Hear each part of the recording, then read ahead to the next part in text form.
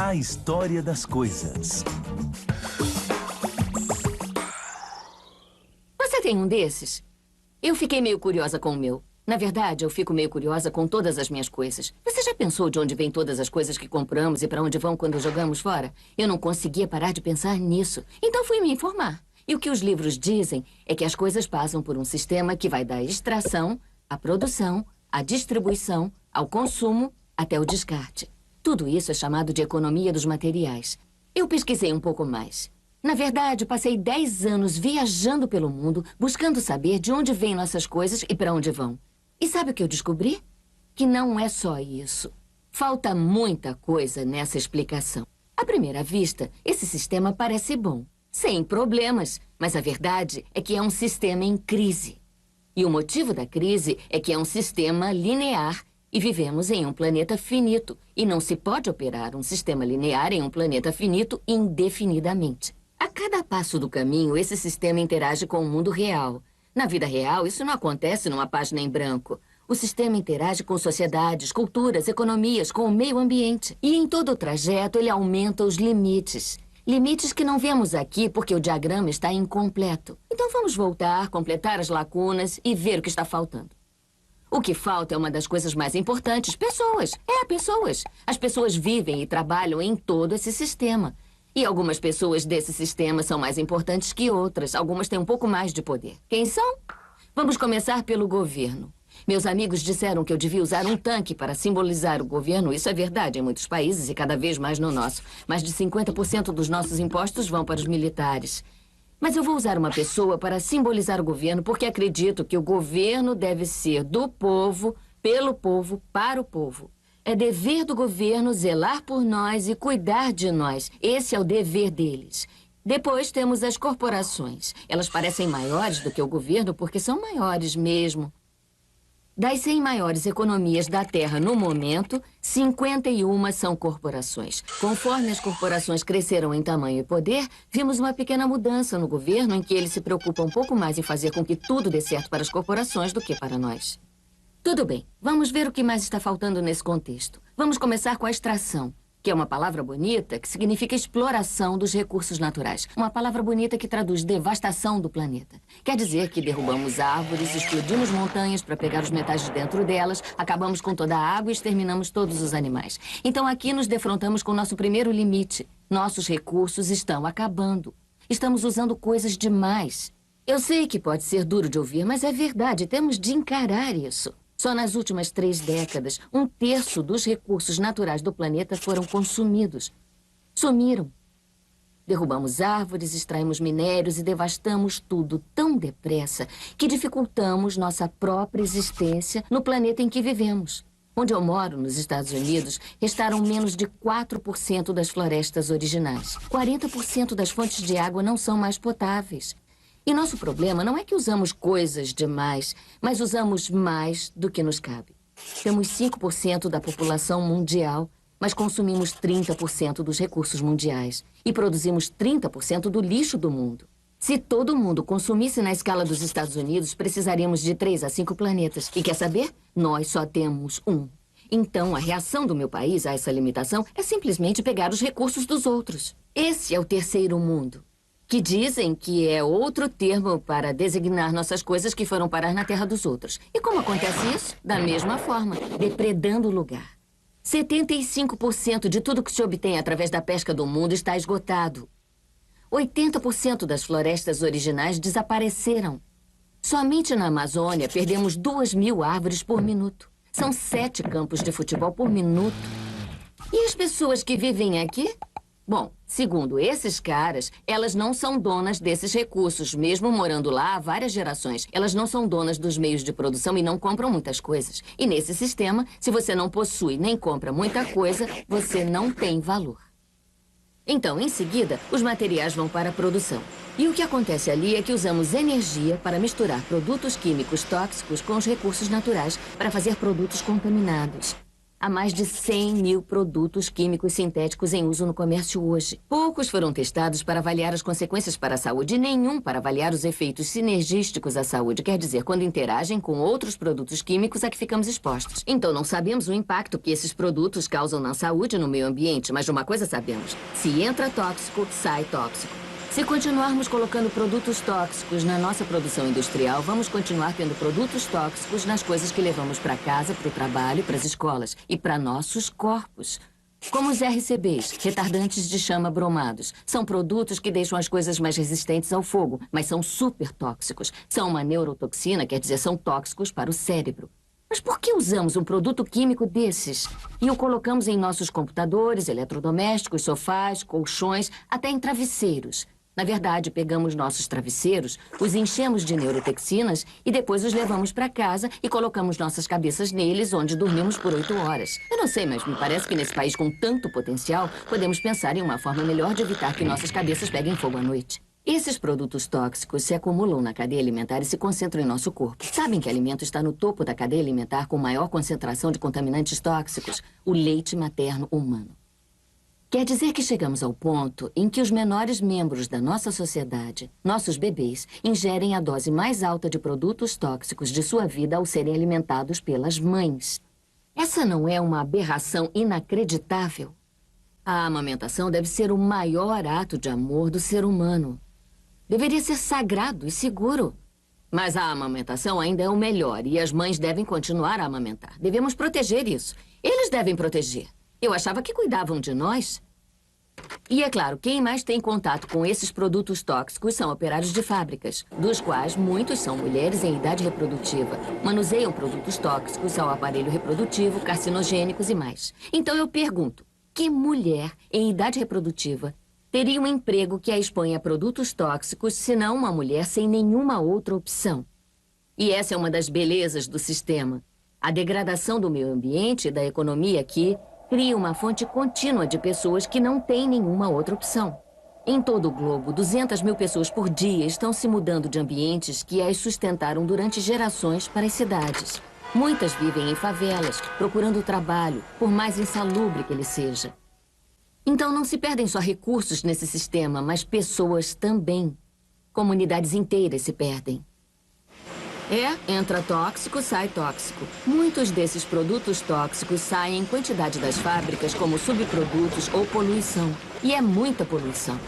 Nos Estados Unidos, a indústria admite produzir mais de 2 milhões de toneladas de produtos químicos tóxicos por ano. E esse volume deve ser maior, já que só admitiram isso. Então esse é outro limite, porque, quem quer olhar e sentir o cheiro de 2 milhões de toneladas de produtos tóxicos por ano? O que eles fazem? Mudam as fábricas sujas para o exterior, poluem a terra dos outros.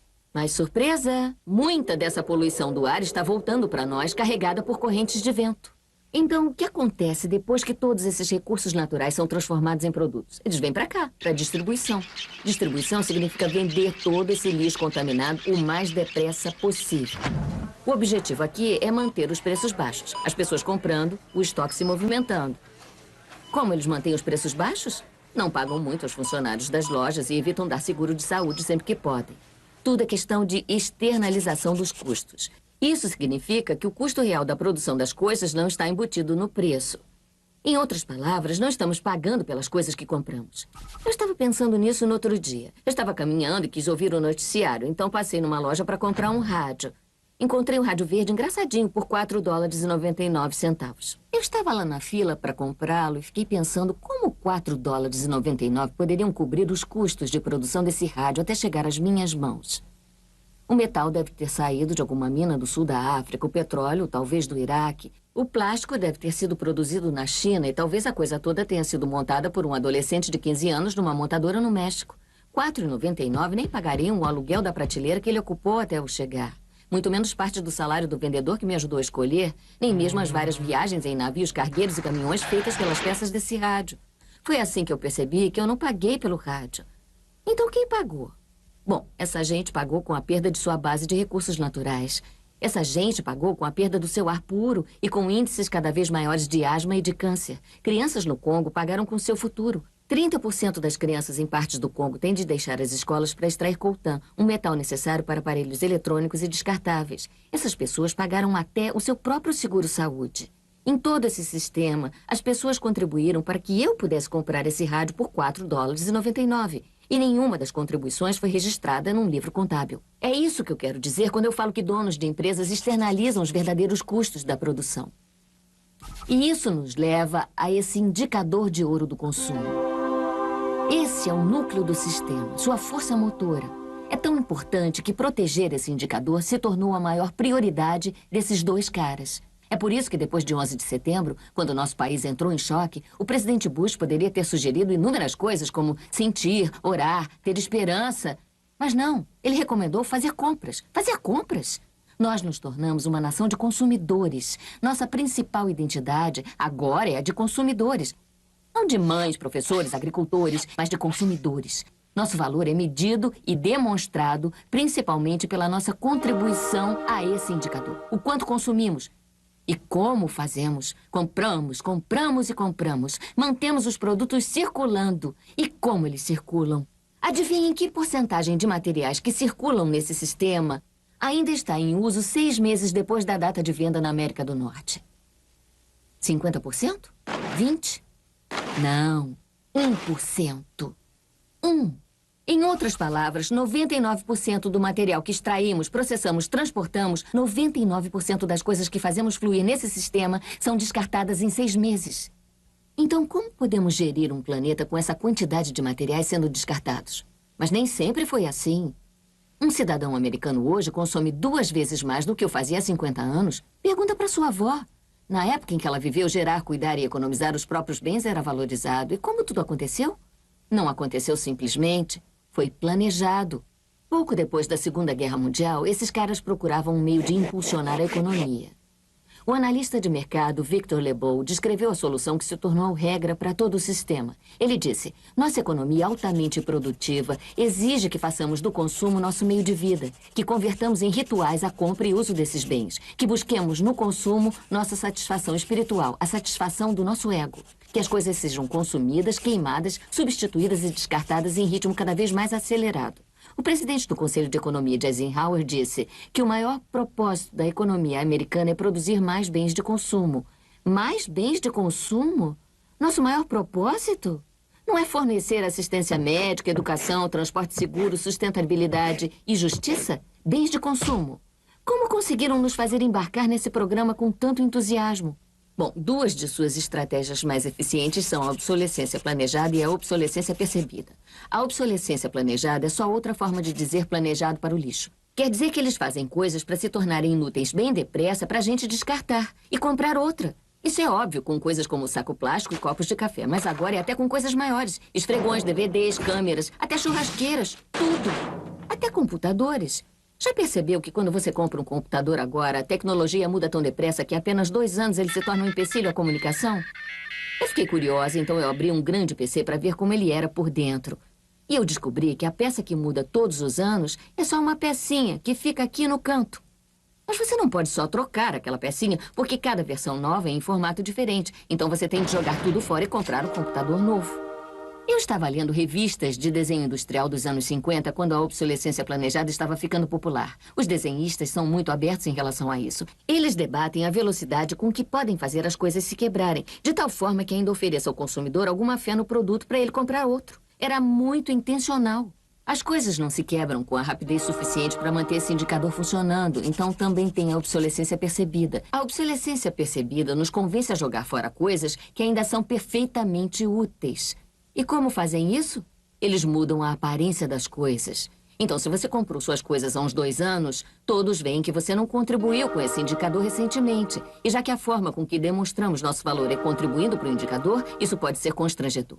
Por exemplo, eu tenho o mesmo monitor de computador branco e antigo na minha mesa há 5 anos. Minha colega acabou de comprar um computador novo. Ela tem um monitor de tela plana, fininho, brilhante. Combina com o computador, com o telefone, até com o porta-caneta. Parece que ela está pilotando uma nave espacial e que eu piloto uma máquina de lavar. A moda é outro exemplo excelente disso. Já pensou por que os sapatos das mulheres mudam de salto todos os anos? Um ano é salto fino, no outro é quadrado. Não é porque existe discussão sobre qual estrutura de salto é mais saudável para o pé feminino. É porque usar salto quadrado no ano de salto fino mostra para todo mundo que você não contribuiu com o indicador ultimamente. Então você não é tão valiosa quanto aquela pessoa de salto fino do seu lado. Ou que é mais provável, quanto a pessoa do anúncio e nos obriga a continuar comprando sapato novo. A propaganda e a mídia em geral desempenham um grande papel nisso. Cada um de nós nos Estados Unidos é alvo de mais de 3.000 propagandas por dia. Vemos mais propagandas em um ano do que as pessoas há 50 anos viam durante toda a vida. E de que serve uma propaganda se não para nos deixarem satisfeitos com o que temos? 3.000 vezes ao dia nos dizem que nosso cabelo está errado, nossa pele, nossas roupas, nossos móveis e carros. Nós somos errados. Mas que tudo isso pode ficar certo se fizermos compras. A mídia também ajuda escondendo tudo isso e tudo isso. Então, a única parte da economia de materiais que vemos são as compras. A extração, a produção e o descarte acontecem fora do nosso campo de visão. Nos Estados Unidos, temos mais coisas do que jamais tivemos, mas as pesquisas mostram que a satisfação está diminuindo. Nossa satisfação esteve no auge nos anos 50, ao mesmo tempo em que explodiu essa mania de consumo. Coincidência interessante. Acho que eu sei por quê. Temos mais coisas, mas menos tempo para as coisas que realmente nos deixam felizes. Amigos, família, lazer. Estamos trabalhando mais do que nunca. Analistas dizem que temos menos tempo de lazer agora do que na sociedade feudal. E sabem quais são nossas duas principais atividades no pouco tempo de lazer que temos? Ver televisão e comprar. Nos Estados Unidos, passamos de 3 a 4 vezes mais horas fazendo compras do que os europeus. Então, estamos numa situação ridícula em que vamos trabalhar, às vezes até em 2 empregos, chegamos em casa exaustos, nos atiramos no sofá novo para assistir TV. Aí os comerciais dizem que a gente é um lixo. Então, vamos às compras para nos sentirmos melhor. Aí temos que trabalhar mais para pagar as coisas que acabamos de comprar, para depois ir para casa mais exaustos ainda para ver mais TV que nos diz para ir às compras de novo. E estamos nessa roda viva insana que não conseguimos parar. Então, no fim, o que acontece com todas as coisas que a gente compra? Nesse nível de consumo, elas não cabem na nossa casa, mesmo que o tamanho da casa média tenha dobrado nesse país desde os anos 70. Tudo vai para o lixo. E isso nos leva para o descarte. Essa é a parte da economia de materiais que todos conhecemos muito bem, porque nós mesmos temos de levar o lixo para fora de casa. Nos Estados Unidos, cada um de nós produz cerca de 3 quilos de lixo por dia. É o dobro do que a gente produzia há 30 anos. Todo esse lixo ou é depositado num aterro sanitário, que é um enorme buraco no chão, ou se você tiver muito azar, primeiro ele é queimado no incinerador e depois jogado no aterro. De qualquer forma, ambas as formas poluem o ar, a terra, a água e, não se esqueça, mudam o clima. A incineração é muito ruim. Lembra daqueles produtos tóxicos lá no estágio de produção? O lixo queimado lança poluentes no ar. Pior ainda, produz novos produtos super tóxicos, como a dioxina. A dioxina é a substância mais tóxica produzida pelo homem que a ciência sabe. E os incineradores são a principal fonte de dioxina. Isso quer dizer que podemos parar a produção dessa substância mais poluente produzida pelo homem simplesmente parando de queimar o lixo. Poderíamos parar com isso hoje. Algumas empresas não querem construir aterros sanitários nem incineradores aqui, então exportam o lixo também. Bom, mas e a reciclagem? A reciclagem ajuda? Sim, a reciclagem ajuda. Ela reduz o lixo nesse lado e reduz a pressão na extração e colheita nesse lado. Sim, sim, sim, devemos todos reciclar. Mas a reciclagem não basta. A reciclagem nunca será suficiente. Por 2 motivos. Primeiro, o lixo que a gente produz em casa é só a ponta do iceberg. Para cada lata de lixo que você coloca na calçada, 70 latas de lixo são produzidas antes, só para produzir o lixo da lata que você colocou na calçada. Então, mesmo que a gente pudesse reciclar todo o lixo que sai da nossa casa, não chegaríamos ao cerne da questão. E também, nem todo o lixo pode ser reciclado, ou porque contém produtos tóxicos demais, ou porque é projetado para não ser reciclado. Como aquelas caixas de suco com camadas de metal, papel e plástico bem comprimidas, que você jamais poderá separá-las para fazer uma verdadeira reciclagem. Como vemos, é um sistema em crise. Em toda a trajetória, nós passamos dos limites das mudanças climáticas até a diminuição da satisfação não está dando certo. Mas o bom de um problema tão grande é que surgem muitos pontos de intervenção. Tem gente trabalhando aqui para salvar as florestas e aqui em produção limpa. Gente que trabalha em direitos trabalhistas, em comércio solidário, consumo consciente, interditando aterros sanitários e incineradores. E o que é mais importante, tentando recuperar no nosso governo, para que seja realmente pelo povo e para o povo. Todo esse trabalho é fundamental e importante, mas as coisas vão realmente começar a funcionar quando virmos as ligações, quando enxergarmos a situação como um todo. Quando as pessoas nesse sistema se unirem, poderemos reivindicar e transformar esse sistema linear numa coisa nova, um sistema que não desperdice os recursos nem gente. Porque o que precisamos mesmo descartar é essa mentalidade de desperdício. Tem uma nova linha de pensamento que se baseia em sustentabilidade e equidade, como a química verde, lixo zero, produção de circuito fechado, energia renovável, economia de vida local. Já está acontecendo. Alguns dizem que isso não é realista, que é idealista demais, que não pode acontecer. Mas eu afirmo que quem não é realista é quem quer continuar no caminho ultrapassado. Esses estão iludidos. Lembrem-se de que o modelo antigo simplesmente não deu certo. Não é como a gravidade com a qual temos de conviver. Pessoas criaram isso, e somos pessoas também. Então vamos criar alguma coisa nova.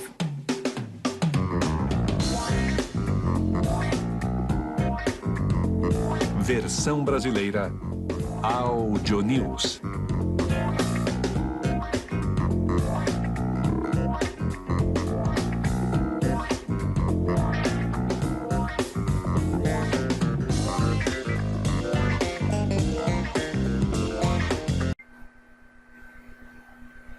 Então, pessoal, gostaram da aula? Se você tiver alguma dúvida, se você tiver alguma colocação, não se esqueçam, entre na nossa sala do Google Classroom, faça seu comentário. Não deixe, pessoal, de ver o seu mural, não deixe de ver a aba das atividades, tá? Então, frequentemente, nosso contato vai ser pela Classroom. Então, fique atento ao seu mural de atividades, veja se tem alguma coisa, se eu postei algum vídeo naquele dia. Lembrando que, pessoal, essas aulas serão disponibilizadas toda segunda e toda sexta-feira. Tudo bem? Então, um grande abraço a todos, bons estudos e até a próxima.